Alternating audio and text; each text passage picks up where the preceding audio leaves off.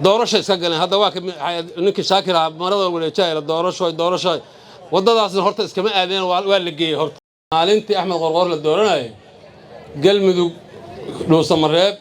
meesha asaga lagu dooranayay meesha ku dhagan niman kala isku dooranayay oo Cali Baashi ka mid yahay oo go'aankii laga qaatay iyo wadadii la marsiiyay haddaan Axmed Qorqor madaxweyne ahayn lama marsiiyeen horta doorasho iska galeen hadda waa ninkii Shaakir ah marada waleejay doorasho wadadaasna horta iskama aadeen waa la geeyay horta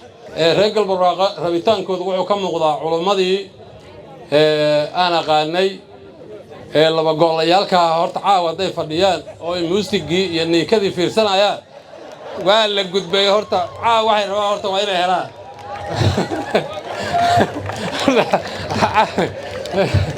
horta waxa caawa ay rabaan horta waa helayaan insha Allah intaana marka waa ii dambeynayaan reer galbarwaaqo waxaan rabaa dhowr arrimood aan ka hadlo markii hore meeshan ka nimid galmudug ay ka timid meeshay hadda joogto meeshay u socoto iyo xafladan caawa halkan dadkan codsigooda abaaraha kelmad baan ka oran doonaa waxaan wada ogsoonahay galmudug asalkeeda gaalkacya lagu aasaas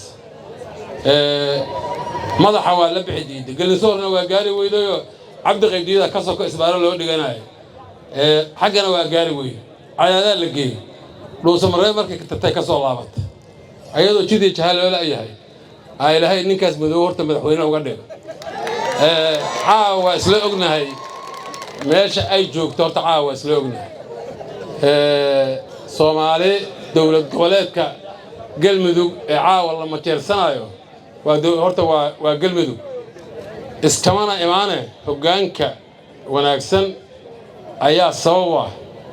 waxaan rabaa rag badan oo ogahay inay musharaxiin kale wadaan halkan fadhiya waxba kala qarsamayno qof walba waxaan rabnaa Axmed Qorqor astaama aan hoggaamiyaalka Soomaaliya ay salahayn u leeyahay intii uu madaxweynaha ahaa laba dawladood oo soo maray dawladda Maxamed Cabdullaahi Farmaajo iyo dawladda Xasan Sheekh isqabad iyo fawdo iyo khilaaf marna ma dhicin intaas wuxuu la shaqeynayay dawladda Soomaaliya waana wixii loo doortay oo galmudug ay u dooratay waana waxa maantay horumarka lagu gaaray oo galmudug halkan lagu gaarsiisan yahay oo galbarwaaqo oo caawa aan joogno ay caawa degmo inay ku qaadato ay rabto sababtaas waxay ku timid waa khilaaf la'aanta horumarku wuxuu ku socdaa waa khilaaf la'aanta wuxuu kaloo astaan u leeyahay Soomaaliya waxa laga dhameey waayo wax la yiraahdo dawlada shisheeye inta qandaraasya laga soo qaato dalka Soomaaliya in lagu dubiyo Axmed Qorqor marnaba isku badeeyay inuu dawlad shisheeye inta tago oo wax Soomaaliya lagu dhibaateeyayo oo ka soo qaado oo Soomaali dhex keeno sabab uma noqon haddana ma rajaynayno astaamahaas ma lahan dhammaan hoggaamiyaalka Soomaaliya ma lahan Axmed Qorqor la gaara waxaan kala ognahay intii uu dalkan hayay maalintii Axmed Qorqor la dooranayay galmudug dhuusamareeb meesha asaga lagu dooranayay meesha ku dhagan niman kala isku dooranayay oo Cali Baashi ka mid yahay oo go'aankii laga qaatay iyo wadadii la marsiiyay haddaan Axmed Qorqor madaxweyne ahayn lama marsiiyeen horta wadadaasna horta iskama aadeen waa la geeyay horta nin kale ma gaarsiin karin mana geeyeen horta waxa la rabaa qofka in loo qiro qof walba galmudugna habeenkaas Axmed Qorqor dhisay hal wasaarad oo xafiis ay leedahay degad ilaa maamulka galmudug uu dhisnaa wasaaradda biyaha ayaa ka jirtay haddaan been sheegay qofkii yaqaan ha sheego wasaaradda biyaha ayaa xafiiskeedii hore oo dayactirta deganaa madaxweynaha wuxuu deganaa ogna guriga gobolka markii la doortay la geeyay meesha maanta madaxtooyada galmudug ay ku taalo maalintii la dhagax dhigayay staafkii madaxweynaha dadaa looga dilay iyadoo la dhagax dhigi maayo dadkii soo weeraran dadaa ka dhintay madaxweynuhu wuxuu yidhi wixii rabaa ha dhinteen anoo dhagax dhigin oo dhismaha la bilaabin kama dhaqaaqayno maantana saad aragteenay qof waliba inuu u hawoodo ayay maraysaa markay gabadhu qurux badnaato oo dhar qurux badan qaadato oo bilic ay yeelato qofka caqliga leh midka dabaalka midka xayad qof walba inta iska waa imaanaya soo hawshiisa wata meel fiican caawa maraysa qof walba wixii uu qabto ha lagu qiimeeyo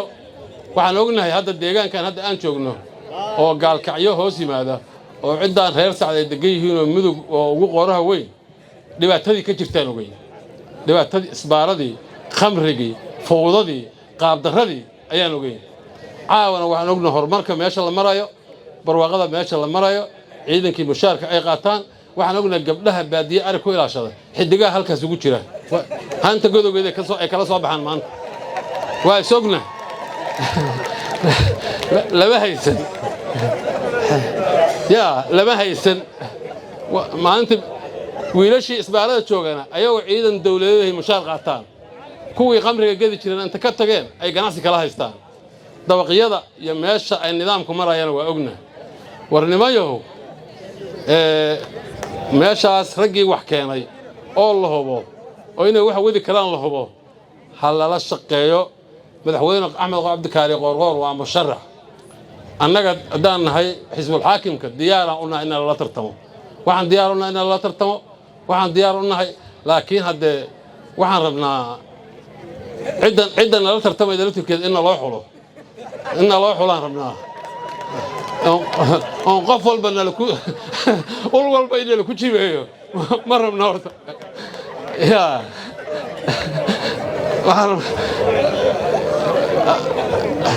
taas marka caawa intaas horta uga soo gudbaya